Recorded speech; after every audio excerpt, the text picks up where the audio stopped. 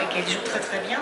Et c'est un film, d'abord c'est un film très rare, et c'est surtout une curiosité parce que il y a aussi donc le héros, c'est Louis Jourdan, qui est un acteur français qui est parti aux États-Unis assez vite et qui est un acteur très bon, qui a une vraie tête de jeune premier. Je me demandais où est-ce que je l'avais vu, parce que cet acteur, j'ai déjà vu sa tête, je ne sais pas dans il a joué dans pas mal de films. Il a une grosse carrière hollywoodienne, il a été...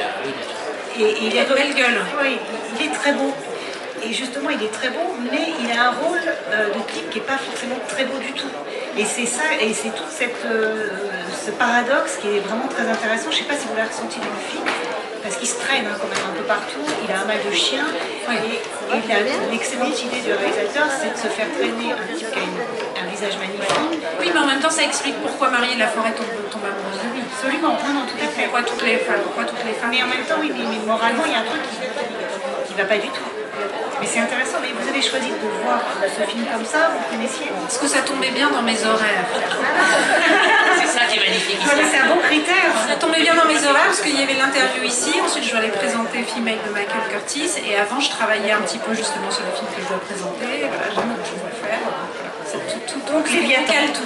Or, vous savez que vous êtes la reine des transitions, puisqu'on va parler de Female tout de suite, et on va même en écouter un petit extrait de film de Michael Curtiz. I decided to travel the same open road that men travel. So I treat men exactly the way they've always treated women. I can't go on this way. What are you talking about? I can't stand it any longer. Being near you all day and having you ignore me after what we've been to each other. Do you realize that I know you as four entirely different people? The girl at the shooting gallery, she was amusing. And the girl at the factory. Ouais. Non, And the girl you are c'est here ce qu'ils tonight. veulent lui dire. Don't you like this? That's what. Which one do you think is real? Ouais, ça va, c'est quand même une Female, donc le film que vous allez présenter dans 45 minutes, lumière zéro, pas de pression. Qu'est-ce que vous allez dire? Trac, hein. Comment vous allez se présenter? Vous voulez que je fasse toute la présentation? Non, résumez-moi. Non, en plus je vais pas faire une longue présentation, mais en fait on dit que c'est un film de Michael Curtiz, mais c'est pas vraiment un film de Michael Curtiz, c'est un film de William. Alors ça vous allez peut-être m'écrire, parce que Dieterle. Donc c'est un film de William Dieterle qui en fait, alors il y a plusieurs versions, qui serait tombé malade. Et ensuite, c'est William Wellman qui aurait réalisé, mais qui n'avait pas beaucoup de temps, qui devait partir sur une autre prod. Et ensuite, c'est Michael Curtiz qui aurait repris.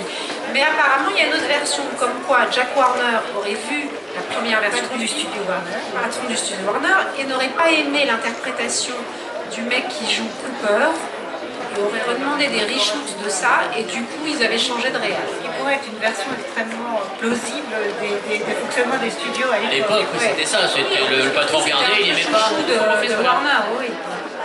Donc il y a ça. Non, c'est un film que j'ai trouvé très chouette parce que alors j'ai découvert en fait à la fin qu'il était, c'est un film court, il dure 1 heure, mais en fait il est très enlevé, très vif. L'actrice Lucy Curton parle de façon extrêmement rapide. Donc il y a un truc comme ça, c'est très enlevé, c'est très moderne, il y a un truc jouissif en tant que femme de voir un personnage féminin qui finalement, elle le dit elle-même, elle dit j'ai décidé de me comporter comme les hommes de façon sexiste.